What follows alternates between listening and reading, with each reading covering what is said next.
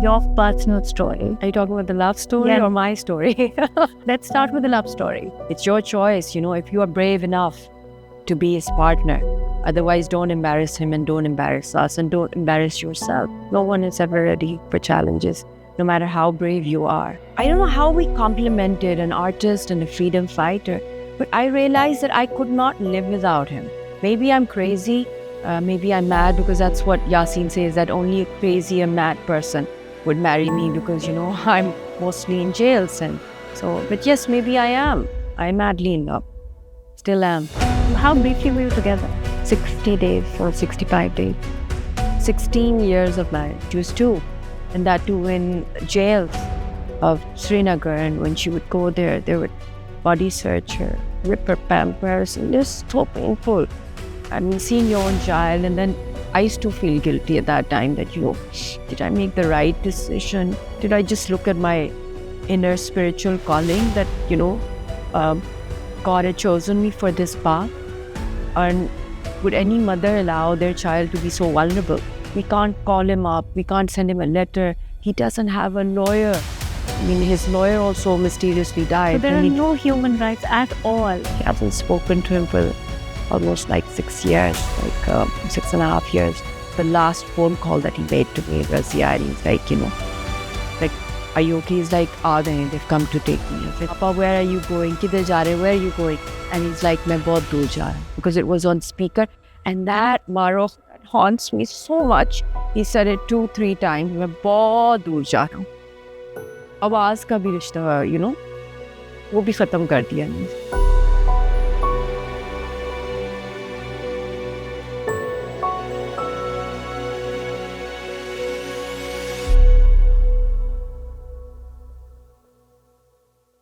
Welcome to another episode of Conversations at Foothills by ISSRA. I have with me a very special guest. We'll be talking to her about her personal story as it resonates with us and with the world.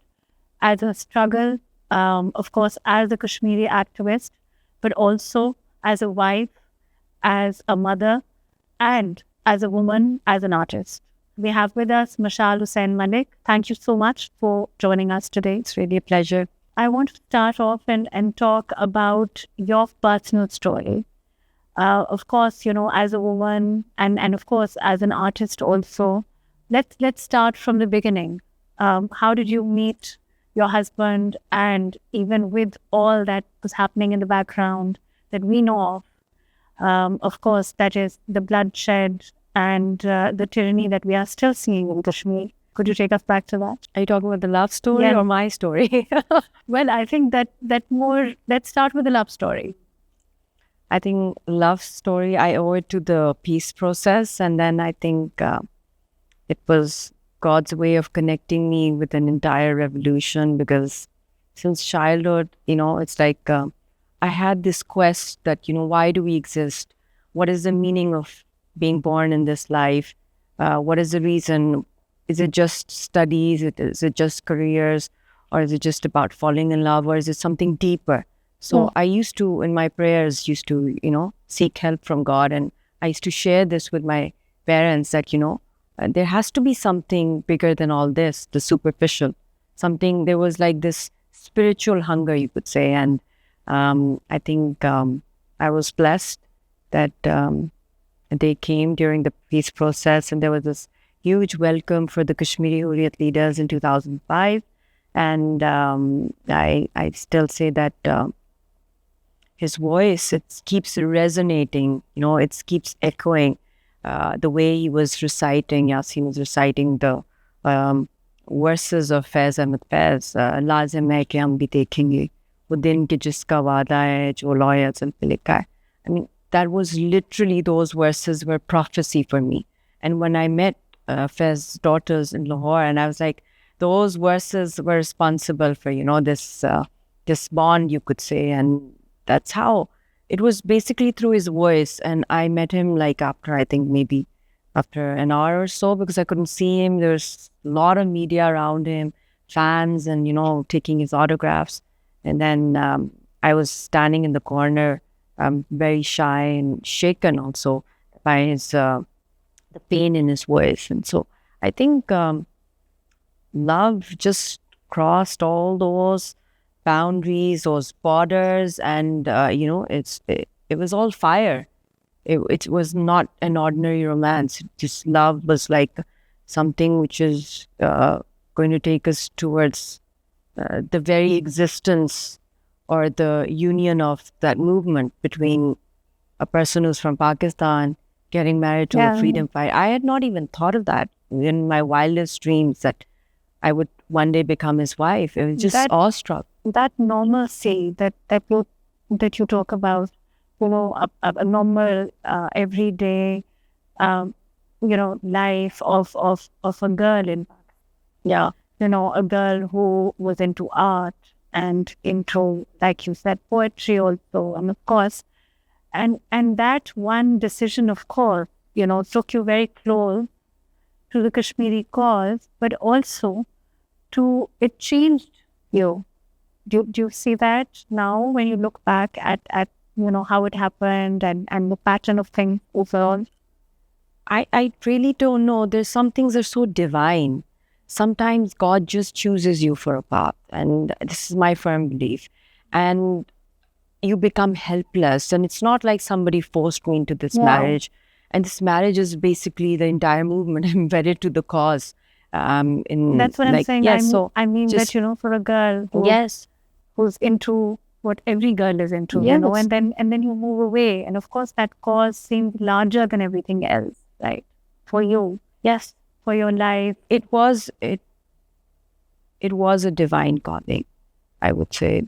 I had started having some very special dreams before I met him. I saw my late father, my grandparents, and they're all getting me ready. It's Eid for an engagement. There were also some other spiritual message that I started receiving after meeting him, and it was just like crazy. I was like, what's happening with me? I'm just an artist, a dreamer, and dreams are something which is very close to my heart and soul, especially after my father's death. That's the way I used to connect with him. But I didn't know that destiny would plan such a marriage where I would not hardly be meeting my husband. It would be only through dreams that we would connect with each other more spiritually. So I think it's not a burden for me, I would say. But yes, every day is a challenge because there's so much of uncertainty. There's so much of risk involved. And the goal is larger than life, the challenges. So it does exhaust you sometimes. And, but I never thought that, I would be leading such a life. I was a normal girl. Just wanted just questioning life and the philosophy of life. But do you think but were you ready for, of course, the sacrifices that have come since? That you are, of course, mentioning, and I think, we as audience or, can only look at the tip of the iceberg. For you, of course, it's like you said, every day, and the challenges and the separation it would bring. And the kind of, and I'm sure at times, we talk about dreams, but it's also nightmares for you. Yes. Because you're constantly separated. Yes. Were you ready for that? No. No one is ever ready for challenges, no matter how brave you are. But then somehow, I think, especially during this 3 years of his life imprisonment and this hanging case going on, it's like, you're at the edge of a cliff, literally. And your life is like in a limbo between life and death. You have no idea because you're facing your greatest fears every day because the most, I think, a natural trait of a woman who gets married is to dream of a home, of security, of some form of stability. But you don't find any of that from the very beginning. From the moment I got engaged to him, he was slapped with Public Safety Act, and he was in Jammu jail at that time, and he could have been kept there for another 2 to 3 years. And the peace process had ended. And my husband had decided not to marry till Kashmir gets freedom because, unfortunately, he got engaged twice and it didn't work out because he got jailed. So during General Musharraf's peace process, he saw hope and stability. But when we got engaged, at that time, everything was over. And his friend also warned my mother. It's one of his childhood best friend. He said that, medically also he's very sick, and he's gone through third-degree torture.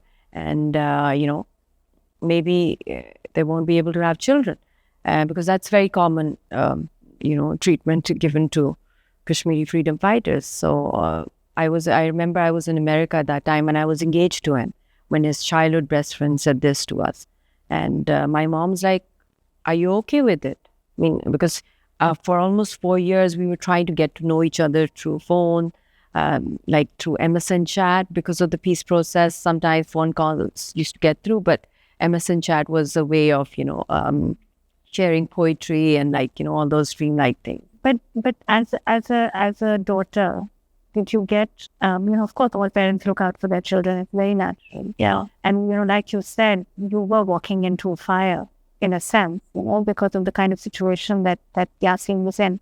Did your mother warn you? Did you, like you said, about your husband's friend?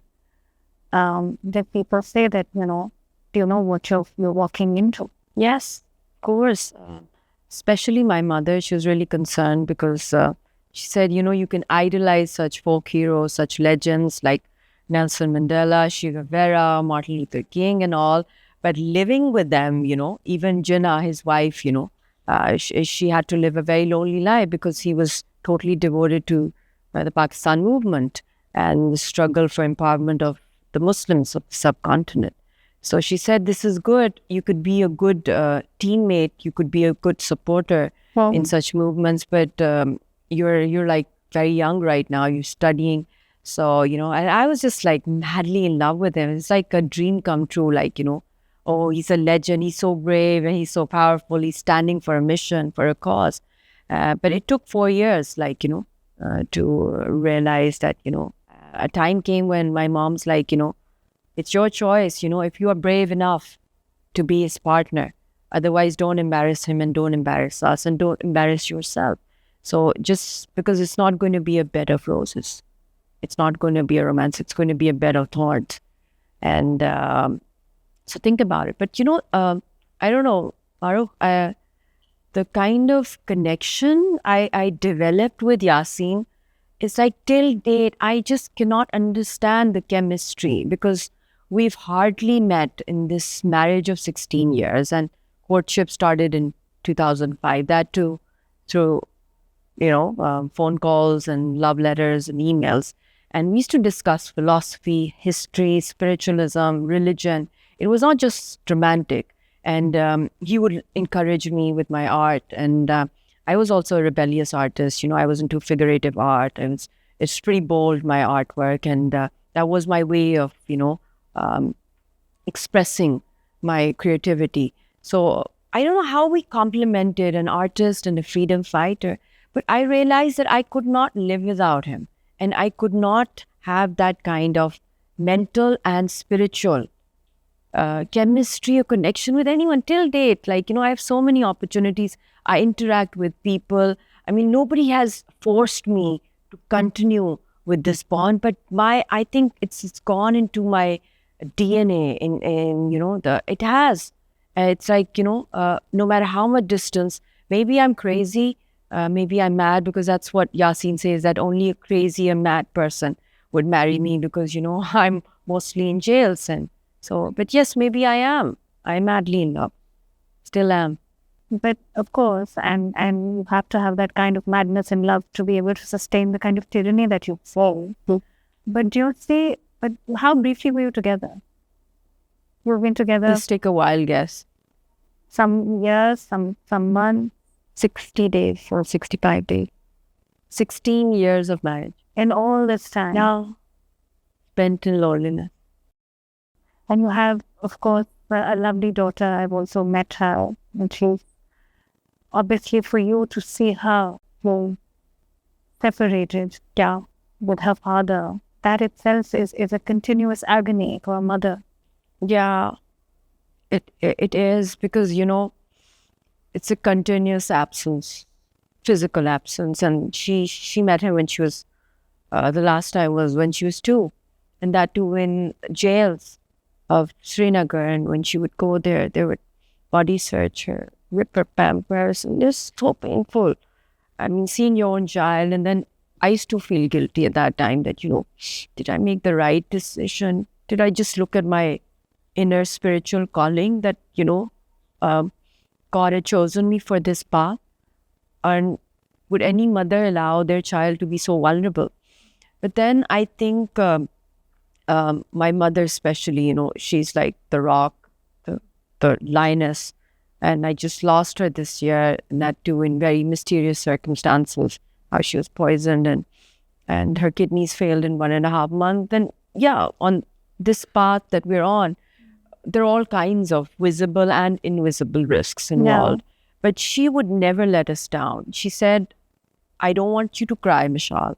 This, either you leave him or you become his strength, because you have not married any, man who's not lied to you. He's like an open book.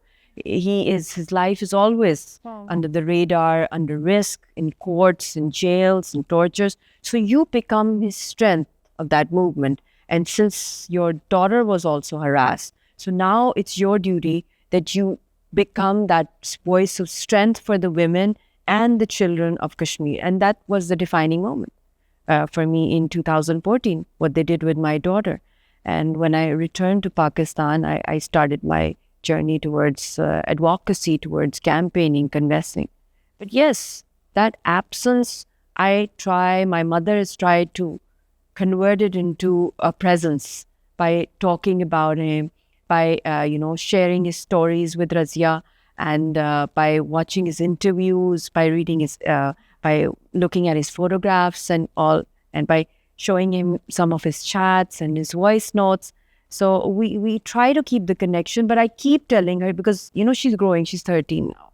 You also have, mashallah, a daughter. Yeah. You know how, it's how important it is for a child, especially a daughter, to have that kind of connection with her father.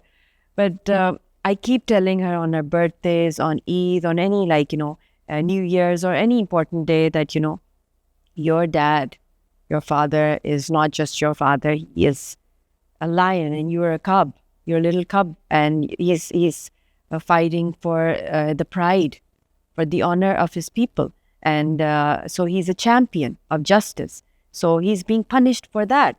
So he is, in a way, he is not a criminal, but he's transferring that legacy of standing up for the rights So she's to growing you up people. also, to be a young voice for Kashmir.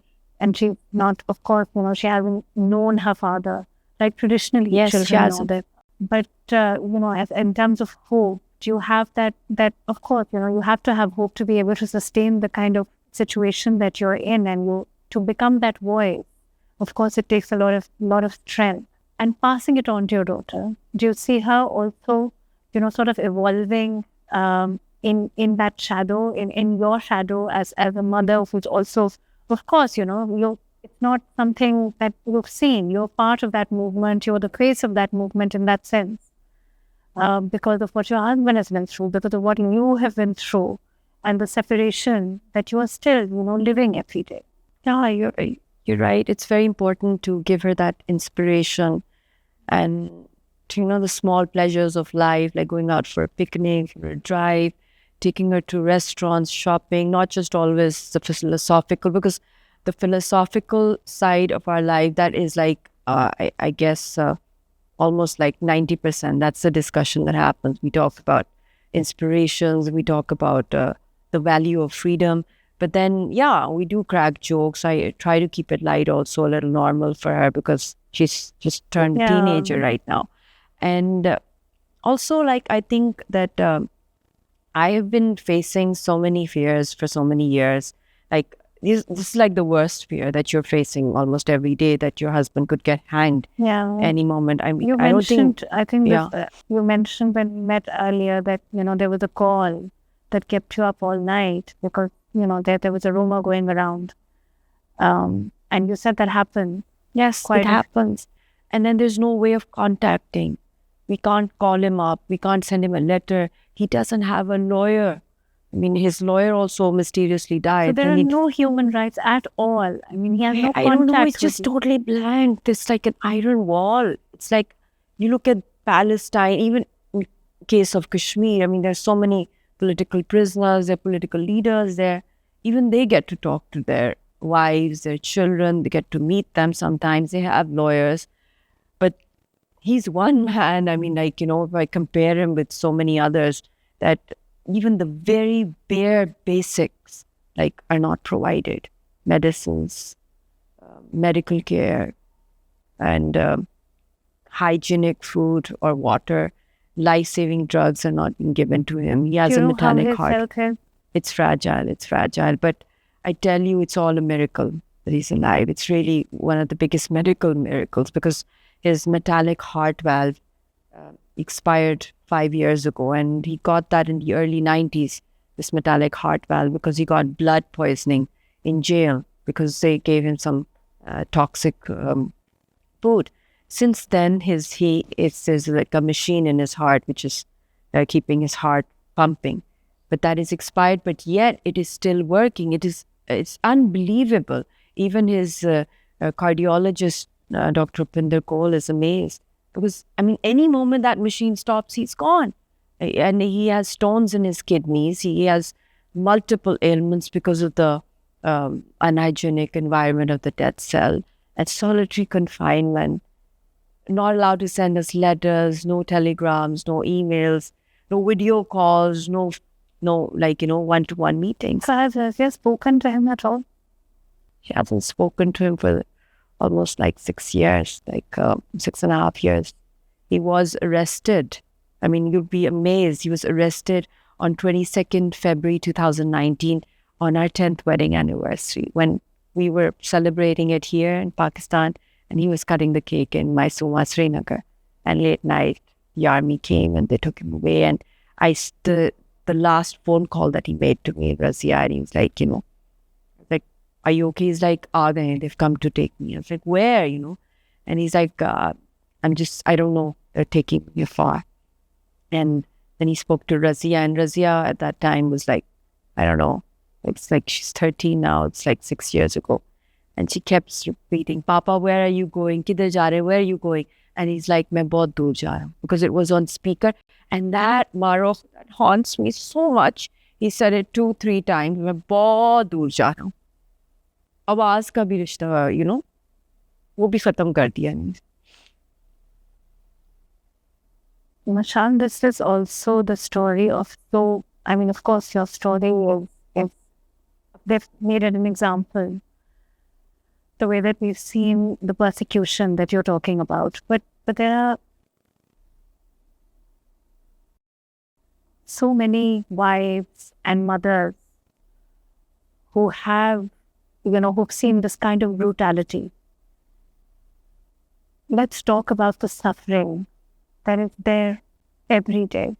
And of course, you'll become a champion for it. And I think there's very few who know it firsthand like you do. And like you said, that you live it every day. Your daughter lives it without a father. To somebody, it's unimaginable. It's been 6 years. You said that, she hasn't spoken to her. She's grown up since then. How are you looking at this struggle? How are you looking at this kind of resilience? And take me back to what you said, that it has to be divine, the way that this struggle is shaped against tyranny. How do you see it? How do you view it at this time? The Kashmiri cause and the way people are still standing, even with so much that's happened. It's phenomenal. It's unprecedented, the kind of support the public gives to this movement, the kind of sacrifices and the tragedies, tribulations, the traumas, the post-traumatic stress disorders. Like, so many faces come right before me. I mean, the victims, I wouldn't want to call them victims. I'd call them survivors or freedom lovers or freedom fighters, the way they stand in front of, with defiance against the world and the highest occupation of the world. And in contrast, what we see from the world is selective, justice system in the world and criminal silence. And sometimes I believe that the silence or just statements in itself is a surrender to the occupiers.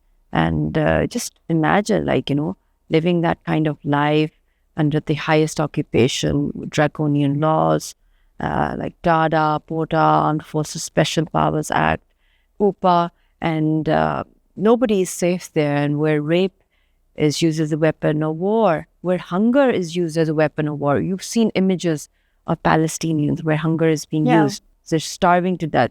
Mom. They were influenced by the Indian state, the way the Indian state has been influenced by the Israeli Zionist policies of, Jewish settlements. So they both complement each other. They both do joint operations together. They both target the people. So I don't know, seeing those children with being sprayed with pellets. There's so many victims that I've met, rape victims, and so much of, the statistics that come, the human stories that come to the world, they're just a fraction of what actually happens. So I keep saying when these iron curtains will be lifted, I think the tragedies, the trauma, the human rights violations will be far greater than the atrocities we witnessed in the live genocide of Palestine. It's something which is unaccountable, and no one has any access to go there. And I've lived there. I've seen with my own eyes. My own sister-in-law, she doesn't have toenails. I mean, her story, what they did with her, I would not even like to discuss, because, it's a conservative society, and people don't talk about such things. They're taboos. So me coming out, talking about what happened with me, how I was humiliated, attacked, body search, how my daughter was. This was also a new precedence, because it's good to speak up against injustice, but if you speak against what happened with you to the world, and you stare at the world with the defiance, and you question them, I think that was something which was daring for so-called conservative societies that we live in. But then, if I hadn't shared my experience, how could I have connected directly with the pain of the people of Kashmir? So this is both complementing each other, the pain of the people of Kashmir and the constant pain that our family is going through. But I think that, again, that the power of love, the power of freedom, it's so powerful. It's so fearless that, whatever Kashmiri people are going through, it's basically their passion, their divine, calling for liberation. Mushaal, that, it is far greater than what comes out at this time. Of course, the gruesome images from Palestine also. But the way that the Indian state has glossed over, tried to gloss over, I would say, because of course the truth does permeate. But like you're saying, the reality of how gruesome and on what scale they try to hide. Do you think that, it will come out? Do you think that, the world will at some stage react? Because, we are, like you said, constantly watching them, change the truth. I wouldn't say, tamper it, I would say change it, because we are looking at you, we are looking at the struggles, we are looking at the children without the father, we are looking at the mothers, the brutality, like you said, it's shameless. Do you think it will come out? Do you think the record-breaking, lack of humanity that is there will come out?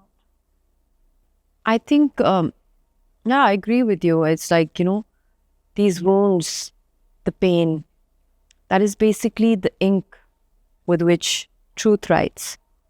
And truth can never be hidden. You can chain our hands, you can lock us up, but you can never chain the truth, no matter how much you conceal it. And my wounds, or the wounds of the people of Kashmir, are so deep that they compel us to revolt. They compel us to speak out, to scream, to expose. And simultaneously, the hope that the Kashmiri nation has, which is also very shocking, that what keeps them going on? Yeah. And what keeps me going on? I think I will repeat what my mother said to me whenever, I've been let down, when the world puts you under and tries to, mock you, or tries to ignore you, or tries to not, just conveniently turn a deaf ear. I think it is mayusi kufar. Whenever I have broken down, this is what my mother told me. Meaning that if you lose faith in Allah, God forbid, you become a kafir. So she said, don't become a kafir. So I don't want to die faithless. So this is something which is like, it's like a phoenix rising from its ashes. So this is what keeps you going. So yes, there is pain. There is there are dark days. There's but then patience is what keeps you standing, and prayer gives you that belief system, and then art. In my case, I think art is something which keeps me breathing, and I take out my wounds, my pain through my art, and I try to depict the pain of the Kashmiris. I wish we could see some of your paintings. Of course, the way you speak of them, and they're so filled with emotions, like you said. But the support that you had, as far as Pakistan is concerned, the people, of course, the state of Pakistan also, it gives voice to many like you. I would not say, of course, your story is of course one of unimaginable grief and sorrow, but also strength. Do you think that could you? How much of that have you seen, the support and the kind of foothold that they have, just that they stand behind as a Pakistani? Could you tell us? Because of course that is something that has kept you going also. Yes, it's just the unconditional love, prayers, and support that I receive from all of you, from everyone. It's not just the state or the government. It is the people on the road. It's people from the civil society, students, youth, artists, poets, writers, media people. Everyone has this, lawyers. Wherever I go, it is a feeling of complete blessing, and blessings are protection that I receive, and it's in abundance. And everybody is encouraging me, even especially when we're going through a lot of pain, especially when this hanging trial is going on. I think it is the support that I'm getting, and it is really it's giving me that vitamin therapy, that kind of oxygen.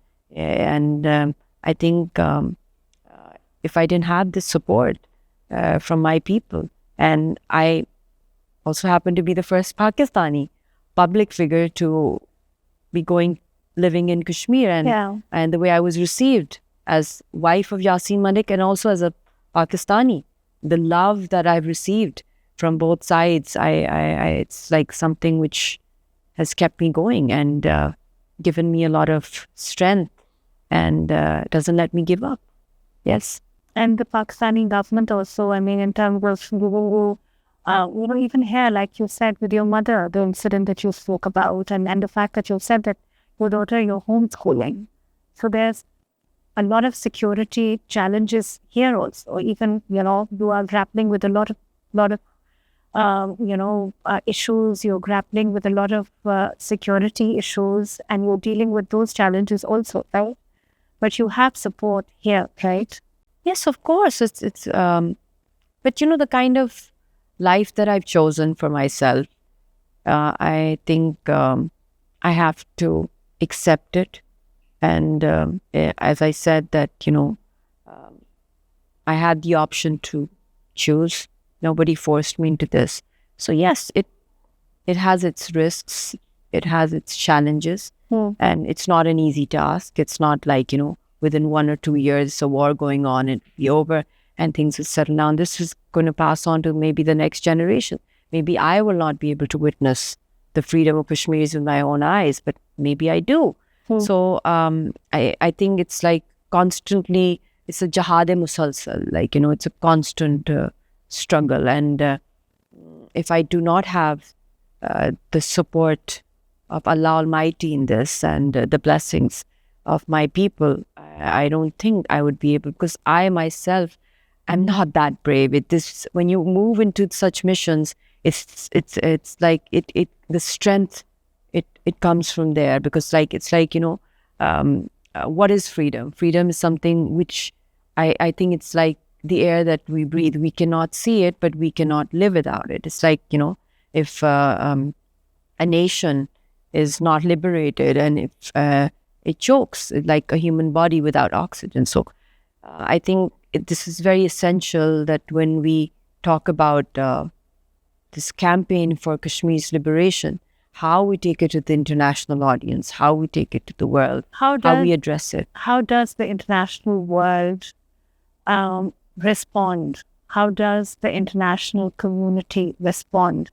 The kind of interactions that you've seen, the way that you've tried to sort of, give voice to the Kashmiri cause. How do you see the perception? How do you see the build-up? How do you see, the voices being heard? Are they being heard, in your opinion? You see, peace is indivisible. I mean, if we cry for Gaza, if the world cries for Kashmir, but takes no action, if it praises Mandela and hangs Yasin Malik, so I don't see an artful balance in the world. So I think we should all, as global citizens, we should all join hands for global peace. And through global peace, we can move towards global economies. And let's make this world a safer place, like, a blooming garden and not a graveyard. We just witnessed a small war between India and Pakistan. And that small war was heading towards a nuclear flashpoint, a micro-nuclear exchange. And we witnessed that on 27th February 2019 as well, after a false flag operation that took place, Pulwama. And now the false flag of Pahalgam, and these Indian elections become really heavy, not just for the people of Kashmir and Pakistan, but for the region and the world at large. So I think the world must come forward and not just issue statements. There should be practical steps to resolve the oldest pending issues in the world, the issue of Kashmir and Palestine. So, enough is enough, this bloodshed, this live genocide, these atrocities that are happening in the world. And let's just decide that we have to free the voices of peace, the voices of liberation, legitimate struggles. And I was just going through this post on social media today that a woman imprisoned in Israeli jail, a Palestinian woman, she just gave birth to a baby. So even a woman who is pregnant is jailed, and the kind of pain that she has to go through. So this is unacceptable. We must free Kashmir, we must free Palestine, we must free Yasin Malik and all these political prisoners. So the world has to take charge, otherwise I see a very dark future. Because both these issues, what we experienced during the Iran-Israel conflict and the Pakistan and India conflict, and how the ceasefires happen. Otherwise, both were heading towards something way bigger. And that would have affected not just us, but every human being on this planet. So let's save the planet. And it's a tragedy what India is doing right now within Kashmir. I mean, $73 billion, it's like approximately, is being spent just to cage us, just to cage the Kashmiris. Imagine that being used to, for education, for poverty alleviation, for climate change. Because what is happening in the world is not just about nuclear, Mahrukh.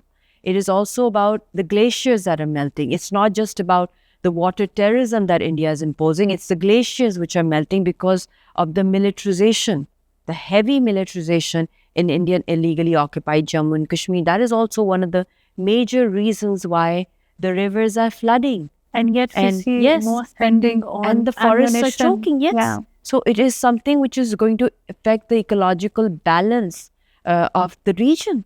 And what these floods that are coming, it's not just coming from India. The glaciers are also melting. And this is a sign from God Almighty to save the planet, and they must vacate. It must be demilitarized. This is nature's calling, which is giving a message to the world that enough of this vegetation of Indian occupation on paddy lands, on forest lands.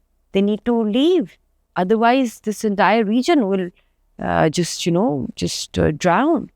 Mushaal, before we end, could you, in poetry, how do you see Kashmir? How do you view it? Let's hear that.